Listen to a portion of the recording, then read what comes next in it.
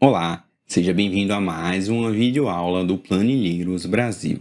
Eu sou Renato Lira e hoje vamos falar sobre como validar um dado de CPF utilizando a linguagem M através do Power Query.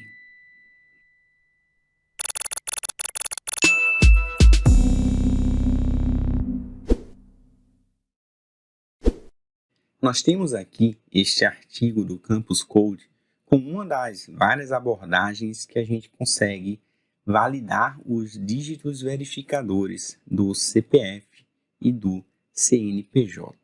Então, para o CPF, ele nos traz aqui um CPF fake para a gente validar e aplicar a regra proposta. O CPF ele tem 11 dígitos, composto pelos 9 primeiros dígitos e os 2 últimos dígitos, que são os dígitos verificadores.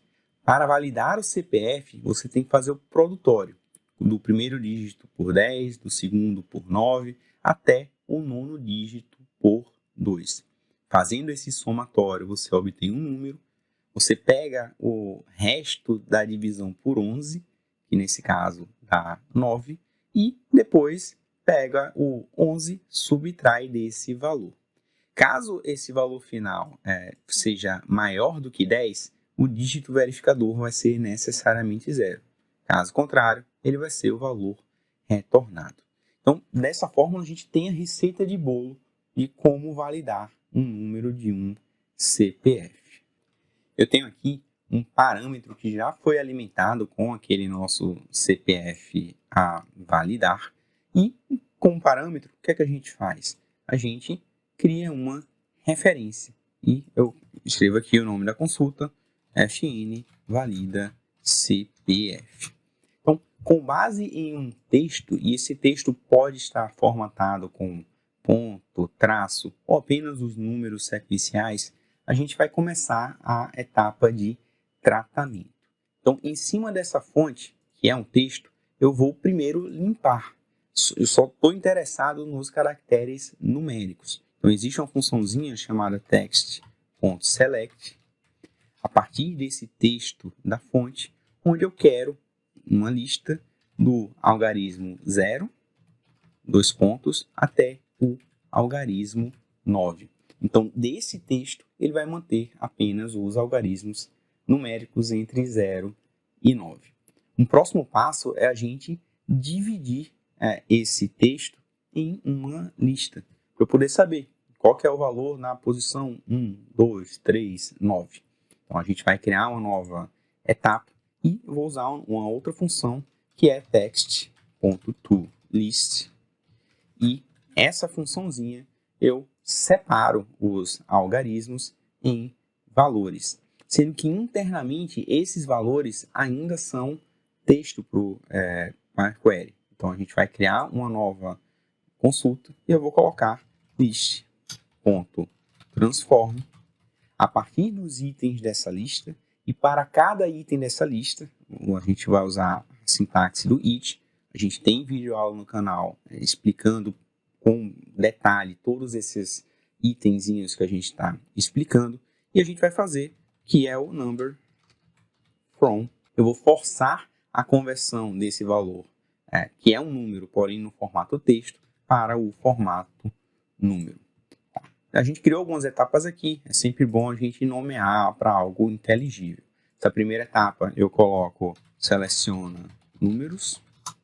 Essa segunda etapa, por exemplo, transforma em lista. E essa terceira etapa, que agora eu lista de números. A gente viu que na primeira etapa ele pega os 9 primeiros algarismos e faz uma determinada operação. Então eu vou criar uma nova etapa, eu vou selecionar os 9 primeiros algarismos. Então list.firstN, ou seja, eu vou pegar os 9 primeiros algarismos e deixa eu copiar aqui também no meu Ctrl+C, criar um novo f de x, que vai ser os 10 primeiros algarismos que ele usa para fazer a verificação também. Então, eu vou renomear para esse primeiro para os 9 dígitos. e esse segunda personalizar com 10 dígitos.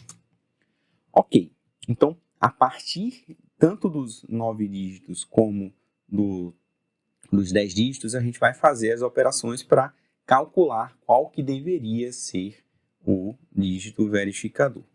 Como que a gente pode fazer? A gente também já tem vídeo aula aqui no canal usando a função list.accumulate. O que a list.accumulate faz? Accumulate. Esse list.accumulate. E a partir de uma lista semente, e essa lista semente, o que é que eu vou fazer? Eu vou fazer, vamos verificar aqui, que é a lista do 10 até o 2. Então, eu consigo construir uma lista do 2 até o 10 usando essa sintaxe, e depois eu consigo inverter a ordem dessa lista usando a list.reverse. Tá?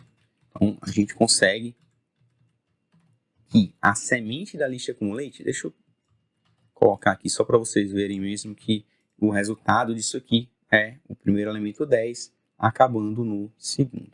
Então, eu vou usar a list.accumulate em cima dessa expressão de lista, e o segundo argumento da list.accumulate é a semente, e a semente é 0, que eu vou fazer o somatório dos respectivos itens. E para cada semente e o item, eu vou fazer determinada operação. Eu quero a semente somado de quem? Item vezes quem? A minha lista de 9 dígitos, porém eu não quero qualquer elemento dela.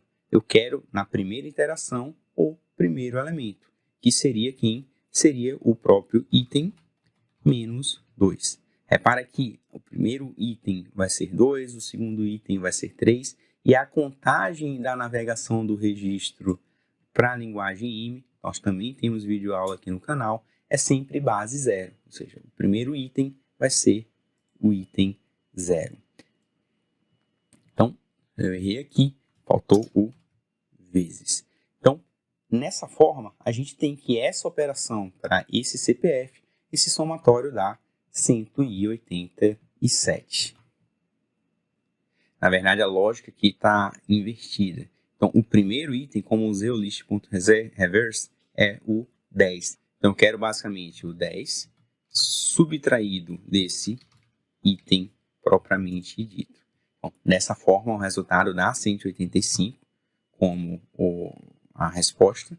E a gente vai fazer uma outra operação. Deixa eu colocar um novo f de x, onde a gente vai tirar o módulo, o resto da divisão. Existe a função chamada number.mod, onde a gente pega o módulo da divisão por 11 desse número.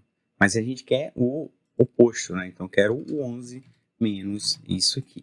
Então, o primeiro dígito verificador seria 2. Porém, se essa operação ela desse 10 ou mais, eu quero que esse resultado seja 0. Então, eu vou usar uma interface de atribuir variáveis aqui na linguagem IME. Então, vou colocar let, por exemplo. Let mod como essa operação. Vou declarar apenas essa variável in. E agora, if mods for maior do que 9, then eu quero que o meu dígito seja 0. Caso contrário, eu quero retornar o próprio número mod. Então, nesse caso, ele permanece. Então, na etapa anterior, eu criei a soma, ou seja, cria a soma do primeiro dígito. E aqui eu tenho o meu primeiro dígito propriamente dito. Para fazer a operação do segundo dígito, é algo muito parecido. Tá? Então, eu vou aproveitar essa expressão que a gente já tem. E aqui no final, eu vou criar uma nova função. E dessa forma, eu colo o que a gente já tem. Sendo que agora, ele não vai pegar apenas os 9 primeiros dígitos. Ele vai pegar os 10 primeiros dígitos. E vai multiplicar de 2 a 11 e aqui de 11 e aqui dos 10 primeiros dígitos. Então, esse somatório dá 220. Eu consigo fazer exatamente a mesma operação que eu fiz no primeiro dígito. A gente faz agora para o segundo dígito, onde, nesse caso, deixa eu renomear logo aqui. Então, aqui, cria soma 2D, ou seja, soma do segundo dígito. E aqui eu tenho o meu segundo dígito. Então, aqui a soma 2D já está correta. E aqui eu faço a referência para a etapa recém-criada. Então, dessa forma, eu tenho que o meu primeiro dígito é 2, o meu segundo dígito é 0, por acaso a conta está correta. No final, o que a gente pode fazer? Eu posso criar uma outra última etapa, e nessa última etapa, eu posso criar, por exemplo, um registro. E nesse registro, eu consigo colocar como o input, como sendo a minha fonte, o valor recebido do jeito que ele veio. Pode estar mal formatado, ter dígito a mais, ter dígito a menos. Eu tenho o meu output formatado, onde eu consigo pegar apenas a lista de números e formatar propriamente dito. Então, existe uma função chamada number to text, ou seja, a gente pega um número e esse número eu vou fazer a função number from do meu seleciona números. Então, a partir desse número, eu quero transformar ele em um determinado formato. Qual que é o formato CPF? 3 dígitos, ponto, 3 dígitos, ponto, 3 dígitos, traço, 2 dígitos. Sendo que se eu clicar desse jeito, o número vai ficar mal formatado, pois ele vai pensar que esse ponto é um separador de decimal, coisa que não é. Se você colocar uma contrabarra antes desses pontos, ele vai identificar que você quer que ele formate com esse ponto. Dessa forma, a gente tem o formatado exatamente igual ao input. E, por fim, a gente quer saber se esse CPF é válido. Então, se ele é válido, então, o que a gente verifica? Se o primeiro dígito ele bate com o primeiro dígito informado e o segundo dígito calculado ele bate com o segundo dígito informado. Então, a gente faz um teste. Então, se meu primeiro dígito, meu 1D, ele for igual a quem? A minha lista de números, o meu décimo elemento, e o décimo aqui na contagem é sempre menos 1, ou seja, 9. Então, sim. Caso contrário, else, não. Faltou o e o tilde não.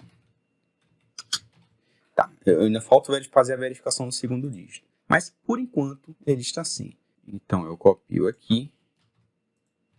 E o meu segundo dígito, que a gente calculou, seja igual ao último, o 11º dígito, seria o 10 aqui. Que ele também perseverou isso. E se a gente quiser fazer um teste ainda maior, se a fonte foi informada com o número de dígitos correto, eu posso também verificar int list.count, ou seja, eu contar os elementos de uma lista, por exemplo, no meu lista de números, for menor ou igual a 11. E por que eu estou colocando menor ou igual a 11? Porque se o CPF ele começar por 0 e for informado um valor numérico, ao fazer toda essa expressão nossa, ele simplesmente vai ter, por exemplo, 10 algarismos. Então, isso aqui é um cheque se a pessoa não informou números de mais. E se ele informar números de menos, a gente vai sempre acabar preenchendo o próprio número com zeros à esquerda. E isso me lembra que para realmente a função funcionar, a gente tem que, nesse seleciona números, forçar ele preencher com zeros à esquerda. Tá? Então, a gente tem uma funçãozinha chamada como text.padStart, onde, a partir de determinado texto, ele seleciona, olha, eu quero adicionar algarismo 0, caso ele tenha menos do que 11 caracteres. text.parseStart, o P é maiúsculo, e, na verdade, eu inverti a ordem, 11 e o 0 aqui. Então, nesse caso, como eu já informei corretamente, ele não adicionou o valor 0. Mas se eu voltasse aqui e transformasse de 0,45, a gente enxergaria que o número estaria correto. E como a gente alterou o CPF e não alterou o dígito verificador, a gente verificou que ele não é válido. Então, como última etapa, eu posso criar uma função, tá? Então, isso aqui deixa eu copiar e chamar isso aqui do meu exemplo valida CPF. Eu posso clicar no botão direito, criar função, pois eu já estou referenciando um parâmetro e eu crio a minha FN valida CPF. Qualquer CPF que a gente colocar, 1, 2, 3, 4, 5, 6, 7, 8, 9, por exemplo, 99, não sei qual que é correto, eu consigo invocar, e nesse caso eu retorno um erro. Qualquer erro, não consigo converter um número em texto. Provavelmente é pelo text.parseStart que eu coloquei. Se eu tenho um exemplo, basta eu vir nesse exemplo, procurar, por exemplo, a fonte, que aqui claramente é um texto, mas no exemplo que eu usei não era. Eu posso, por exemplo, colocar um text from, ou seja, eu forço qualquer argumento ser transformado em texto, e agora sim, a nossa função invocada com esse CPF maluco, ele verifica que não é válido.